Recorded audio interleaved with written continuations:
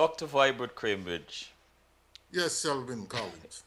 what an honor and what a pleasure it is to have you again. Welcome to CWS as it is. This is the first time you're coming on this program, but I you, guess you, so. you I guess spent so, some time Selwyn. with me before.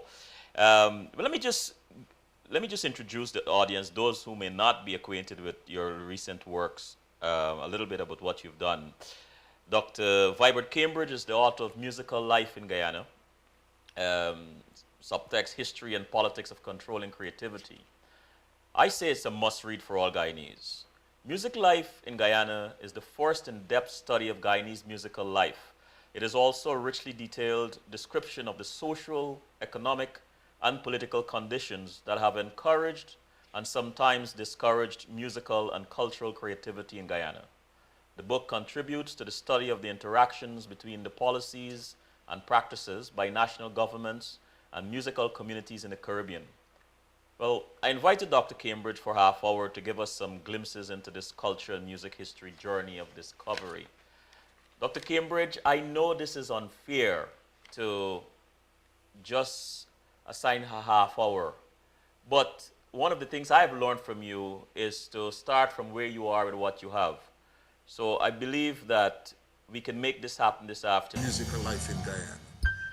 Following the story took me many places around the world, Europe, across the Caribbean, important library, framed as a revolutionary struggle between a working class proletariat against the British colonial and imperialistic community. But what I'm saying is that Indian folk music, there's a whole body of Indo-Guyanese folk music that is in Creolese that is also accessible. In the 70s, Peter Kempadu and Mark Matthews brought some of this to the nation's attention when they were doing the program, what was it called? Just Folk, Our Kind of Folk. Songs like This Time the Long Time, This Time the Long Time, This Now There Before Time, melody, rhythm, tempo, very much out of our Indian ancestry and heritage. Lyrics draws upon our Creole thing. Then comes an entrepreneur, Terry Nelson, part of a government policy at the beginning of independence to promote the music industry. Any community, and you would have your music teacher. You've had male music teachers. Now, that was for one genre of music.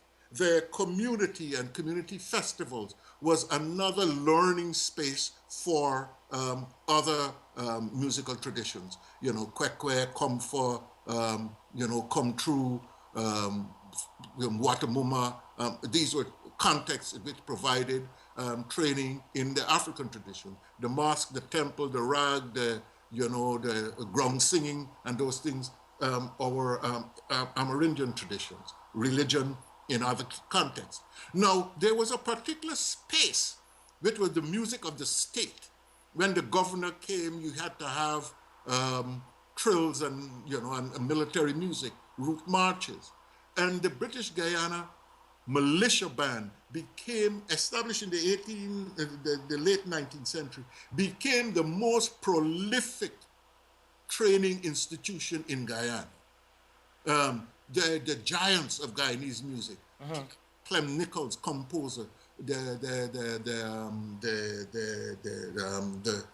Rogers brothers, Diabru, Charlie Knights, Sweet Lips Hart. You just talk about the giants of Guyanese music. They got their training in the British Guyana militia band. And we've seen that the uniformed services, the police, the GDF, the Guyana National Service, have been training spaces for people who may not have had the opportunities, resources to That's get music interesting. education. That is interesting. I never looked at it that way. I You mean, also add to that the Salvation Army, and don't forget the churches and their choirs. Music education has had so many places, and I think in developing a national education, music education strategy as part of that thing you asked me to dream about, just if I had my druthers. And we must recognize the role of the churches and the uniformed services. It takes, for example, the GDF. When GDF got launched 50 years ago, a majority of the music of GDF, you know, the Reveille, all those various things, were essentially imported. One of the things that GDF has done under leadership of people like Sonny Alt and the commanding officers that supported that, Brigadier Granger, Brigadier Collins, and those leaders, was to ensure that the music of GDF is totally indigenous. Oh. Yes, the music of GDF is totally indigenous. It will be a phenomenal thing during next year's 50th anniversary if the uniformed services, GDF, and the police force just put on a concert of the music created by those institutions over the past 150 years. It will be something that will be phenomenal. That is worth whispering in certain ears, Dr. Cambridge. Well, whisper. By all means, feel free. As a matter of fact, if you're going to start some whispering, during the inauguration of President Granger, yes, there was this fascinating video of him doing a slow march. It was really goosebump raising. And a young man by the name of Vidyarata Kisoon, in a throwaway line says, it would be interesting to see a slow march to a tassa beat. What?